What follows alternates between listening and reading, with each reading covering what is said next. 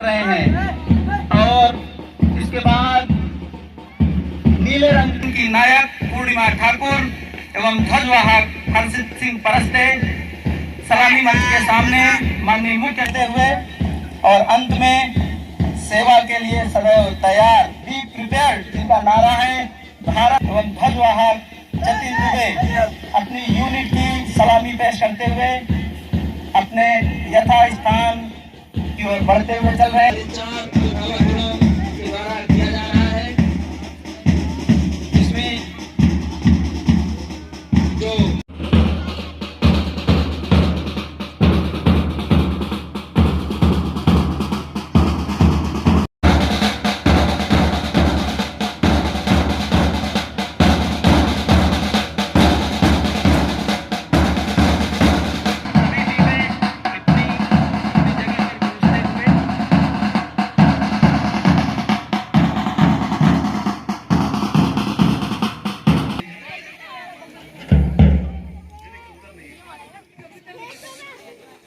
सभी सदनों के ध्वज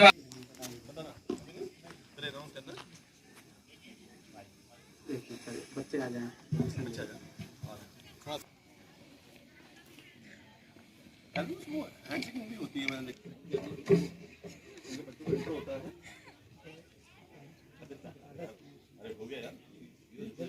कार्यक्रम के शुभारंभ करने की घोषणा करने हेतु अनुरोध करता हूं।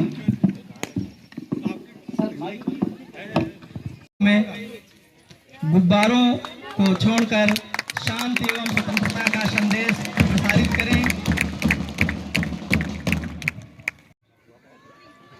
कृतिका सोनी, शांभवी पाठक, दीक्षा धुर्वे, हर्षिका पटेल सभी नेशनल पार्टिसिपेंट से परिचय प्राप्त करते हुए उनकी हौसला अफजाई करते हुए हमारे माननीय मुख्य अतिथि महोदय मसाल वाहक छात्रों के साथ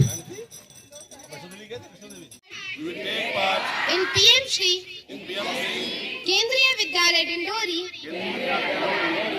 16th annual sports meet respecting the regulations which govern them and with the desire to participate in them in the true spirit of sportsmanship for the honor of KVS and for the glory of sports. Jai Hind! Surya Namaskar provides a holistic health boost, enhancing flexibility, muscle strength, cardiovascular health, and mental well-being. This dynamic sequence promotes a balanced and energized overall physical and mental fitness.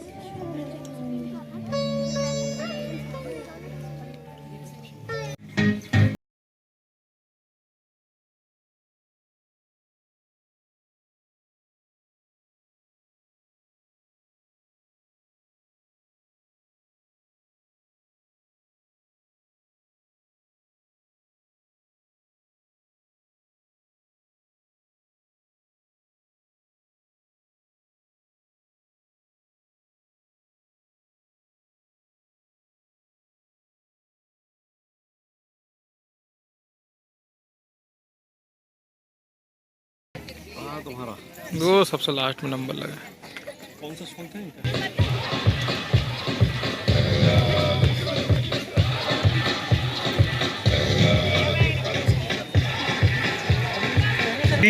Harshika Patel उनमें से पुरस्कार प्राप्त बेटा इस तरफ देखो। शौरिका अग्रणी बर्मन, सौम्या सिंह टेकाम, मनस्वी चौधरी कक्षा, चिन्मय जैन आगे आइए। बॉक्सिंग में अनुभव मोहम्मद हसन, प्रणव पाठक और वीरेंद्र सोनी सर जिन्होंने अलग अलग आप भी थोड़ा वेट कैटेगरी में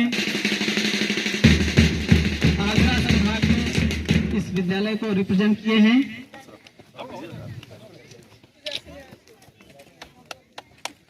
बैडमिंटन में अरबी के छात्र हैं जिन्होंने हैदराबाद रीजन में सभी से आग्रह की जोरदार तालियों से इन प्यारे बच्चों का मनोबल बढ़ाएं।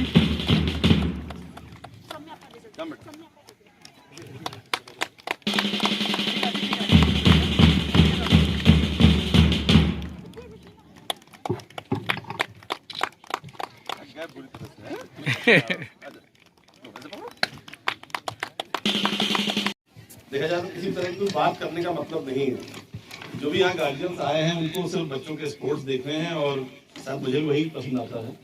लेकिन यहाँ सरकारी कार्यक्रम की परंपरा है कि आशीर्वाद दिया जाए। आशीर्वाद बुजुर्ग लोग देते हैं, मुझे लगता है, पर इतने मुझे नहीं मिलेंगे। लेकिन क्योंकि आपने कहा है तो मैं अपनी बात लगभग 3 से 4 मिनट में खत्म करूंगा। वंदनी माँ शारदे, जीवनदायिनी माँ नर्मदा, हमारे केवी के प्राचार्य, पूरा शैक्षणिक परिवार, आज इस कार्यक्रम के लिए मेरे परिसर में पधारे सभी गार्जियंस, मीडिया के बंधु, इस शहर की कॉमन नागरिक और हमारे प्यारे बच्चों और हमारे चैंपियंस भी। मुझे ऐसा लगता है कि केंद्रीय विद्यालय की जो अवधारणा है जो बनाई गई थी वो ये थी कि हम एक ऐसा विद्यालय बनाएं जहां से बेहतर इंसान बने और वो आगे आने वाली जीवन की चुनौतियों को सामना करने में तैयार हो। आज से करीब 500 साल पहले एक साइंटिस्ट थे जिनका नाम था डार्विन। डार्विन की थ्योरी है सर्वाइवल ऑफ द फिटेस्ट। जो सबसे फिट होगा वही सर्वाइव करेगा, बाकी लोग नहीं टिक पाएंगे।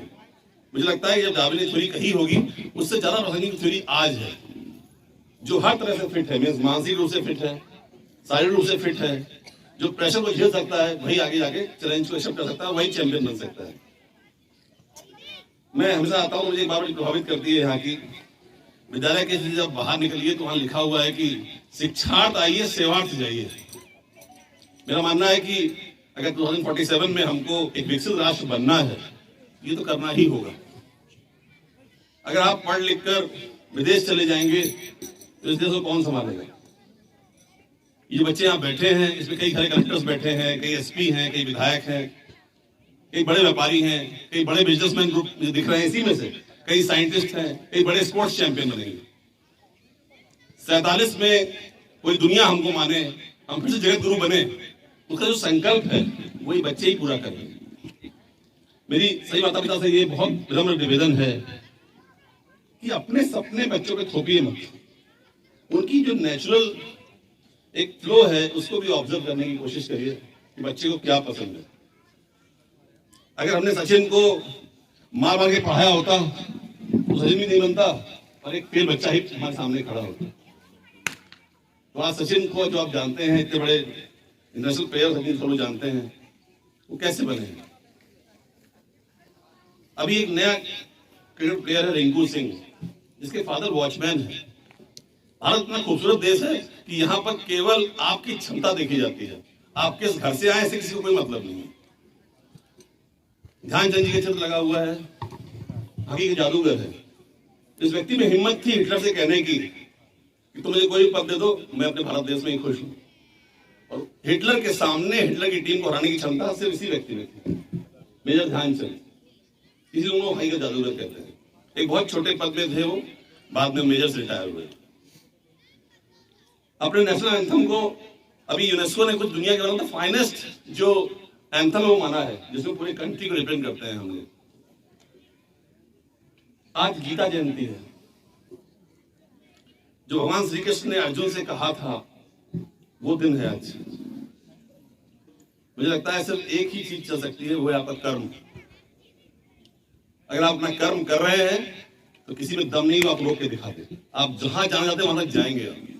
बस आपको ये तय रखना पड़ेगा कि आपको अपना मानसिक संतुलन मेंटेन करना पड़ेगा। और जिस दिन आपका दिल, दिमाग और हाथ तीनों एक तरह सोचने लगेंगे, उस दिन आप सबसे ऊपर होंगे। 50 लोग आपको रोकने की कोशिश करेंगे, वो नीचे खड़े रह जाएंगे, आखिर में ताली बजाएंगे आपके लिए। तो अपनी समस्याएं, चुनौतियों के साथ मुकाबला करिए। मेरा गार्जियन से अनुरोध और भी है, हम लोग इस समय बहुत ज्यादा बात कर रहे हैं। अगर आप अपने मोबाइल से अपना नंबर डायल करिए तो आप पाएंगे कि आपका फोन बिजी आएगा। मुझे लगता है कि हमको अब थोड़ा सा टेक्नोलॉजी टॉक्सिक की जरूरत है। कम से कम हफ्ते में एक दिन, आधा घंटा ही सही, क्या हम इन टेक्नोलॉजी के टूल से अलग हटके रह सकते हैं? और ये बच्चों के साथ डालना स्टार्ट करना पड़ेगा। ये टेक्नोलॉजी हमको गुलाम बना रही है, हमारी सोचने की क्षमता खराब कर रही है। जो सब लोग पुराने जानते होंगे, पहले हम लोग बड़े बड़े मैथ के सवाल ऐसे हल कर दिया करते, अब उसके लिए कैलकुलेटर लगता है हमको। पहले हर व्यक्ति को 50 से 60 टेलीफोन नंबर यूं ही याद रहते थे। अब हमको सिर्फ अपना और अपने घर का नंबर याद रहता है। दिस मीन्स जो हमारा ब्रेन है, कि जितना उसका इस्तेमाल करेंगे उतना ये ब्रेन आपके लिए काम करेगा।